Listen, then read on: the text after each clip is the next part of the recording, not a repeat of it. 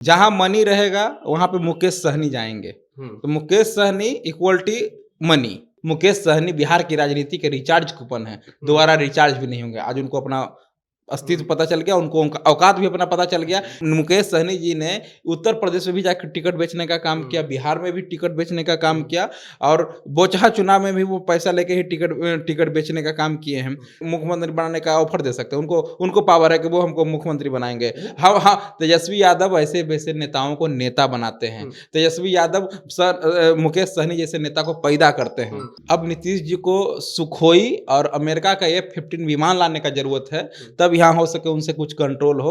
और जहरीली शराब से ज्यादा जहरीली ये सरकार है। नमस्कार, जनता जंक्शन में आपका स्वागत है। मैं हूं पंकज। देखिए, बिहार में जहरीली शराब पीने से लगभग 33 लोगों की मौत हो गई है, और दूसरी तरफ बिहार की राजनीति गरमाई हुई है। गरमाने का कारण क्या है कि सन ऑफ मल्लाह से जाने जाने वाले मुकेश सहनी ने एक चाल चल दी है। वहां पे बोचहा विधानसभा में जो उपचुनाव होने वाले हैं, वहां पे अपना प्रत्याशी उतार दिया एनडीए के खिलाफ, और एनडीए में रहते हुए इस सारी मुद्दों पर बात करने के लिए हमारे साथ में है प्रेम यादव, राष्ट्रीय जनता दल के युवा नेता है और व्यवसायिक प्रकोष्ठ के महासचिव भी हैं।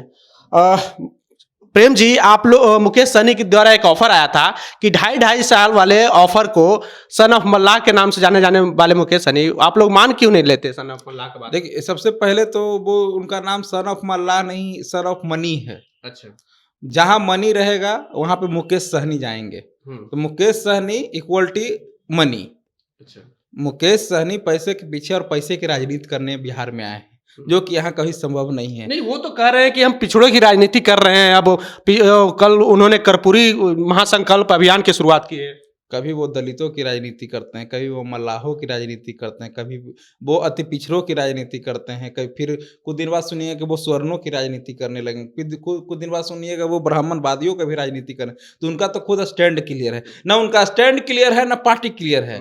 हमारे नेता, आदरणीय नेता तेजस्वी यादव जी ने कहा था कि मुकेश सहनी बिहार की राजनीति के रिचार्ज कूपन है, दोबारा रिचार्ज भी नहीं होंगे। आज उनको अपना अस्तित्व पता चल गया, उनको उनका औकात भी अपना पता चल गया कि हमारे मौर्या में एक संयोजित, एक 2-4 दिन पहले ही अमित शाह से दिल्ली में मिल के आए, और हमारे नेता विधानसभा चुनाव से पहले हमारे नेता के साथ प्रेस कॉन्फ्रेंस करते हुए वो प्रेस कॉन्फ्रेंस छोड़ के बाहर चले गए।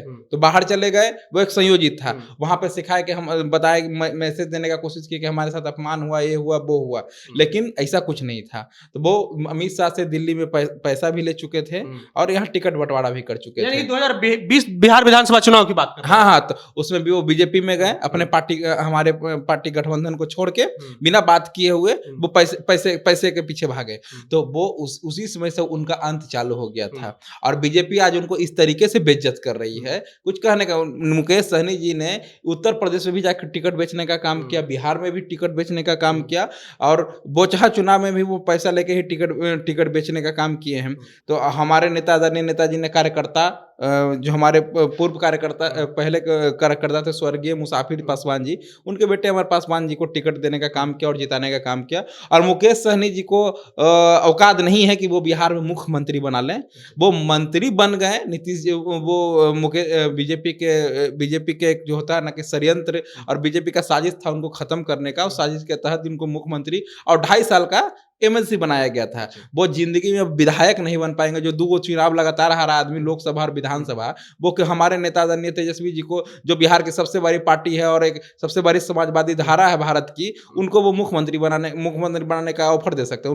उनको पावर है कि वो हमको मुख्यमंत्री बनाएंगे। हाँ, तेजस्वी यादव ऐसे वैसे नेताओं को नेता बनाते हैं। तेजस्वी यादव मुकेश सहनी जैसे नेता को पैदा करते हैं। तो एक कहना उनको उचित नहीं शोभा देता है कि हम ऑफर देते हैं। तो ये वो भी तो अपने आप को समाजवादी बता रहे हैं। वो भी कहते हैं कि हम लालू को मानने वाले लोग हैं। तो लालू को मानने वाले लोग को आप राष्ट्रीय जनता दल में क्यों नहीं लिया जा रहा है? वो पैसे को मानने वाले लोग हैं, वो लालू को मानने वाले लोग। अगर लालू जी को मानने वाले लोग होते, वो मुंह से, देखिए, अब उनको बीजेपी में चारा नहीं चल रहा था। बीजेपी पे वो प्रेशर पॉलिटिक्स खेल रहे हैं। बीजेपी प्रेशर पॉलिटिक्स खेल रहे हैं और चाह रहे हैं कि हमारे लिए एक तरफ जब दरवाजा बंद हो रहा है तो मेरा दरवाजा दूसरी तरफ खुले। तो इसके लिए वो लालू जी की तारीफ कर रहे हैं और आदरणीय तेजस्वी जी की तारीफ कर रहे हैं। लेकिन यहाँ महागठबंधन में भी उनके लिए दरवाजा बंद हो चुका है। यहाँ पे कोई ऑप्शन नहीं है उनके लिए। तो वो जहाँ है वहीं रहें और हमारे नेता बाकी सब निर्णय लेंगे क्या करना है, लेकिन उनको सन ऑफ मल्ला नहीं, उनको बिहार के जनता सन ऑफ मनी के नाम से जानती है। अच्छा, ये बताइए कितना टक्कर रहेगा, कितना चुनौती रहेगा, क्योंकि आप ही के पूर्व नेता रह चुके हैं, उनकी बेटी को वो टिकट दे दिए बोछा विधानसभा से। कोई टक्कर ही नहीं है।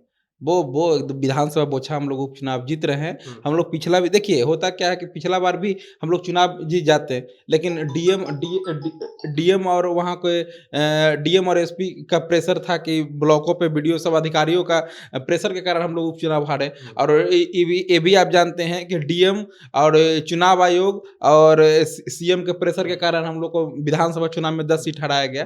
तो बोछा विधानसभा चुनाव हम लोग जीतने जा रहे हैं और हमारे नेता, आदरणीय नेता तेजस्वी यादव ने इस बोछा चुनाव में भी टिकट देकर अपने प्रतिपक्षता और एक समाजवाद को बहुत बड़ा मैसेज दिया है।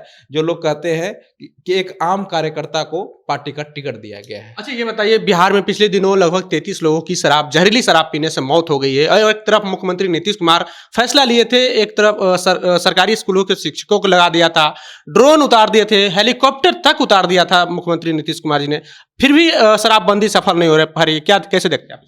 अब नीतीश जी को सुखोई और अमेरिका का F-15 विमान लाने का जरूरत है, तब यहाँ हो सके उनसे कुछ कंट्रोल हो। और जहरीली शराब से ज्यादा जहरीली ये सरकार है, सरकार ज्यादा जहरीली है। तो इसीलिए हम सबसे पहले शराबबंदी से पहले सरकार को नैतिकता के आधार पर इस्तीफा दे देना चाहिए। और जहरीली शराब तो जान नहीं रहा है, लेकिन पूरे बिहार की जान जहरीली सरकार ले रही है। जो सरकार में जहर भरा हुआ है, जो नीतीश सरकार में अहम भरा हुआ है, अधिकारियों की जो सरकार है, उस सरकार को सबसे पहले इस्तीफा देना चाहिए। इसलिए मैं फिर से कहना चाहूँगा कि ये सरकार शराब से ज्यादा जहरीली ये सरकार है। नीतीश जी को तुरंत के तुरंत इस्तीफा देना चाहिए। और इस मौत पे कोई जवाबदेही नहीं, सब अधिकारी कह रहे हैं कि आपका वो बीमारी से मौत हो रहा है। तो शराबबंदी फेल है, यहाँ पे जहरीली शराब बनाया जा रहा है, जहरीली शराब बिक रहा है। अधिकारियों की एक पैरेलल अवैध कमाई का एक जरिया शराबबंदी बन चुका है। एक तरफ बिहार सरकार कहती है कि जहरीली शराब से जो